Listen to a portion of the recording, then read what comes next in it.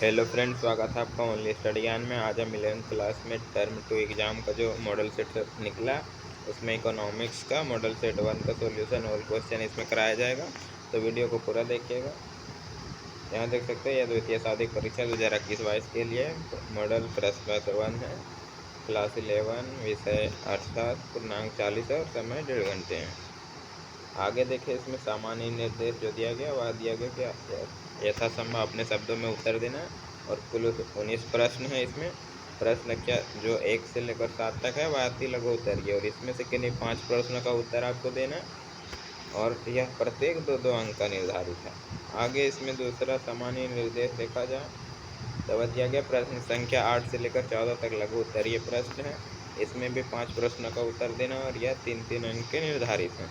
आगे देखें तो प्रश्न संख्या 15 से लेकर 19 तक जो है दीर्घ उत्तरीय प्रश्न है, और इसमें से आपको किन्हीं 3 प्रश्नों का उत्तर 150 शब्दों में देना, और प्रत्येक प्रश्न जो है 5 अंकों का निर्धारित है।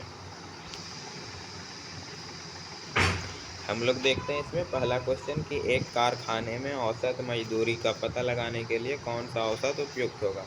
औसत तो बहुत सारे होते हैं, जैसे कि होता है माध्य, माध्यक, बहुलक सभी होता है। तो इसमें आंसर होगा माध्य, यानी कि एक कारखाना में औसत मजदूरी ज्ञात करना है तो उसके लिए माध्य विधि का प्रयोग किया जाता है। दूसरा क्वेश्चन है कि माध्य विचलन का एक दोष लिखिए। तो माध्य विचलन में जो है वह सभी पदों को धनात्मक मान लेते हैं, यानी कि उसमें माइनस और प्लस का ध्यान नहीं रखा जाता, तो यही दोष हो गया इसका।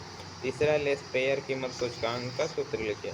तो लेस्पेयर कीमत सूचकांक का सूत्र होता है Q = जो है सिग्मा Q1 इंटू P0 बटा सिग्मा Q0 इंटू P0 होता है, और इंटू जो है वह 100 होता है। यहाँ देख सकते हैं। चौथा क्वेश्चन है कि चिरकालिक निर्धन किसे कहा जाता है। तो जो वे व्यक्ति जो सदैव निर्धन होते हैं उसे ही चिरकालिक निर्धन कहते हैं। अगला क्वेश्चन 5वां देखें तो मानव पूंजी क्या है। तो देश में जो उत्पादक कार्य शक्ति को बढ़ाने के लिए, कार्यबल को बढ़ाने के लिए सबसे प्रभावी तरीका है मानव पूंजी। छठा क्वेश्चन है कि ग्रामीण साख के किन्हीं 2 स्रोत का नाम बताना है। तो सहकारी समितियां, भूमि विकास बैंक, व्यावसायिक बैंक, क्षेत्रीय ग्रामीण बैंक। तो यह कुछ 4 है, इसमें 2 आपको लिखना है। 7वां क्वेश्चन इसमें ग्रेट लीप फॉरवर्ड का उद्देश्य क्या था। तो इसका उद्देश्य जो था वह तेजी से औद्योगिकरण और सामूहिक कृषि के माध्यम से जो है देश की कृषि आधारित अर्थव्यवस्था को उत्पादन की समाजवादी विधि में तेजी से तब्दील करना था। अगला क्वेश्चन 8वां है लघुत्तरीय। समांतर माध्य के गुण और दोषों को लिखिए। तो समांतर माध्य का जो गुण है वह है सरल गणना, समझने के लिए अति सुगम, और चरों के सभी मानों को बराबर महत्व। दोष इसका अवास्तविक होता है, यानी निरीक्षण से ज्ञात करना संभव नहीं हो सकता, और सीमांत मूल्यों का माध्य भी सीधा प्रभाव होता है। अगला क्वेश्चन है 9 नंबर की माध्य विचलन से आप क्या समझते हैं। माध्यिका से माध्य विचलन ज्ञात करने का सूत्र लिखिए। तो किसी श्रृंखला के किसी माध्य के निकाले गए विचलनों के जोड़ के जो समांतर माध्य को माध्य विचलन कहा जाता है। इसका जो फॉर्मूला लिखना है वह लिखना है माध्यिका के द्वारा। तो यह पहले जो है मीन डेविएशन, MD जो है वह माध्य विचलन है। मीन डेविएशन फ्रॉम मीन का है, इंडिविजुअल सीरीज, डिस्क्रीट सीरीज और कंटिन्यूअस सीरीज। तो ये मीन डेविएशन फ्रॉम मीन का है ये दोनों, और ये दोनों जो है वह मीडियन का है, यानी कि माध्यिका का। मीन डेविएशन फ्रॉम मीडियन यानी कि माध्यिका का। तो इसमें से आपको ए वाला या फिर ए वाला कोई भी लिख सकते हैं। और यह मीन डेविएशन फ्रॉम मोड है, यानी कि यह बहुलक के द्वारा ज्ञात करने का सूत्र है। तो ये दोनों में कोई भी लिख सकते हैं। तो इसका आंसर में आप इसे या फिर इसे लिख सकते हैं, तो इसे याद रखिएगा आप लोग। नेक्स्ट क्वेश्चन 10 नंबर के धनात्मक और ऋणात्मक सहसंबंध तो उपयुक्त प्रकीर्णन रेखा चित्र से स्पष्ट कीजिए। तो यह पूर्ण धनात्मक सहसंबंध है और यह पूर्ण ऋणात्मक, इसे ही दिखा देना था आपको। 11 नंबर क्वेश्चन है कि आधार अवधि के किन्हीं 3 वांछित गुणों को लिखिए, यानी कि जो सूचकांक ज्ञात किया जाता है उसमें आधार अवधि लिया जाता है, आधार में 100 लिया जाता है। तो आधार अवधि सामान्य अवधि होनी चाहिए, और आधार अवधि में ना तो अधिक पुरानी होनी चाहिए और ना ही अधिक नहीं होनी चाहिए, और यह वह अवधि होनी चाहिए जिसके आंकड़े भी उपलब्ध होने चाहिए। 12 नंबर क्वेश्चन है कि काम के बदले अनाज कार्यक्रम के अर्थ को स्पष्ट कीजिए। तो काम के बदले अनाज कार्यक्रम जो है 150 पिछड़े जिलों में पूरक मजदूरी रोजगार सृजन करने के लिए उद्देश्य से 14 नवंबर 2004 को प्रारंभ किया गया था। अगला क्वेश्चन है 13 नंबर की भौतिक पूंजी और मानव पूंजी में तीन अंतर कोई भी बता देना। तो भौतिक पूंजी जो है भौतिक संसाधनों को कहा जाता है और मानव पूंजी मानव निर्मित संसाधन को कहा जाता है। दूसरा है कि भौतिक पूंजी पर किसी एक व्यक्ति का विशेष अधिकार नहीं होता है, लेकिन मानव पूंजी पर किसी व्यक्ति का विशेष अधिकार होता है। तो इस आगे इसमें कि भौतिक पूंजी को सीधे बाजार में बेचा जा सकता है, जबकि मानव पूंजी को बाजार में सीधा नहीं बेचा जा सकता। 14 नंबर है तन्वा, जो कि TANW है। परियोजना क्या है, स्पष्ट कीजिए। तो कृषि में जो है तमिलनाडु महिलाओं द्वारा जो है TANW नामक एक परियोजना तमिलनाडु में शुरू की गई थी और इस परियोजना के तहत जो है महिलाओं को नवीन कृषि तकनीक में प्रशिक्षण किया जाता था।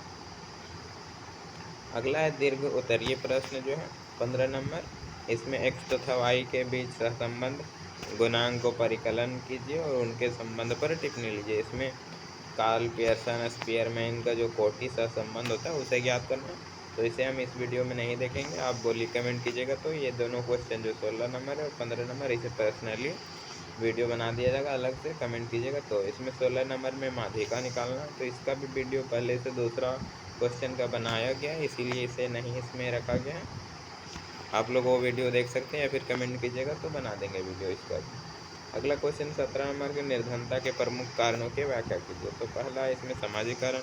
इसमें समाज में जो है अनेक व्याप्त समस्याएं होती हैं, जैसे लिंग भेद, जाति भेद, सांप्रदायिकता, क्षेत्रवाद आदि। आगे इसमें आर्थिक कारण भी कुछ होते हैं, जैसे कि किसी देश में पूंजी की कमी होना, कुशल मानवीय संसाधनों का अभाव होना आगे आदि। आगे इसमें अपर्याप्त स्वास्थ्य सुविधाओं और जनसांख्यिकीय कारण भी हो सकते हैं, पढ़ लीजिएगा आप लोग। और इसमें अशिक्षा, जनसंख्या में अधिक वृद्धि, प्राकृतिक कारण कुछ। अपन को देखते हैं 18 नंबर क्वेश्चन, जैविक कृषि क्या है या धारणीय विकास को किस प्रकार से बढ़ावा देती है। तो जैविक कृषि का अर्थ देखें तो जैविक कृषि प्राकृतिक रूप से खाद्यान्न उगाने की प्रक्रिया होती है और यह विधि रासायनिक उर्वरक और फिर विषजन्य कीटनाशकों के प्रयोग की अवहेलना करता है, यानी कि इसमें खादों का प्रयोग नहीं किया जाता है। धारणीय विकास का अर्थ जो देखें तो यह वह विकास होता है जो वर्तमान पीढ़ी के विकास के लिए भावी पीढ़ी की गुणवत्ता को प्रभावित नहीं करता है और यह संसाधनों के प्रयोग को निषेध भी नहीं करता है, परंतु उनके उपयोग के इस तरह प्रतिबंध कर देता है ताकि भविष्य की जो पीढ़ी है उसके लिए बचे रहे संसाधन। जैविक कृषि या फिर तथा धारणीय विकास के अर्थ से यह स्पष्ट किया जा सकता है कि यदि जैविक कृषि किसी प्रकार के रासायनिक उर्वरक, विषजन्य यानी कि कीटनाशक का प्रयोग नहीं किया जाता तो भूमि क्षरण योगदान भी नहीं होगा, यानी भूमि सही रहेगा। आगे इसमें कि यह महंगे कृषि खाद्यान्नों और महंगे कृषि खाद्यान्नों जैसे कि संकर बीज, रासायनिक उर्वरक, कीटनाशकों आदि को स्थानीय स्तर पर उत्पादित जैविक खाद्यान्न विकल्पों में प्रतिस्थापित कर देता है और यह भूमि का क्षरण भी नहीं होता है या पर्यावरण को अनुकूल कृषि विधि मिल जाती है, अतः यह धारण विकास को बढ़ावा भी देता है। 19 नंबर क्वेश्चन के पर्यावरण के कार्यों की व्याख्या कीजिए। तो पर्यावरण शब्द जो है फ्रांसीसी शब्द इन्विरोनर से लिया गया, जिसका अर्थ होता है परिवेश। पर्यावरण वास्तव में बाह्य परिस्थितियों का परिवेश होता है जो कि मनुष्य, पशु और पौधों के विकास, उसके रहन सहन एवं कार्य करने की स्थिति को प्रभावित करते रहता है। आगे देखो इसमें जो कार्य इसमें बताना है, तो पर्यावरण के प्राकृतिक संसाधन एवं उनसे संबंधित समस्याओं का संरक्षण करता है, जैसे कि वन संसाधन, जल संसाधन, खनिज संसाधन, खाद्य संसाधन, ऊर्जा संसाधन, भूमि संसाधन आदि। आगे इसमें कि विश्व के प्रमुख पारिस्थितिकीय तंत्र की संरचना एवं कार्य प्रणाली को तय करता है, विश्व की जैव विविधता एवं इसका संरक्षण भी करता है, पर्यावरण प्रदूषण के कारण प्रभाव और नियंत्रण करता है, जैसे कि वायु प्रदूषण, जल प्रदूषण, ताप प्रदूषण, ठोस अपशिष्ट प्रबंधन एवं प्राकृतिक आपदा का भी प्रबंध करता है पर्यावरण। और मानव पर्यावरण का संबंध बनाता है और पर्यावरण संबंधी सामाजिक मुद्दे भी कुछ होते हैं और पर्यावरण संबंधी कानून एवं नीतियाँ भी बनाई जाती हैं। तो वीडियो अच्छा लगा तो लाइक कमेंट तथा चैनल को सब्सक्राइब कर लीजिएगा। धन्यवाद। और मॉडल सेट 2 या 3 सॉल्यूशन चाहिए तो कमेंट कीजिएगा, जल्द से अवेलेबल कर दिया जाएगा।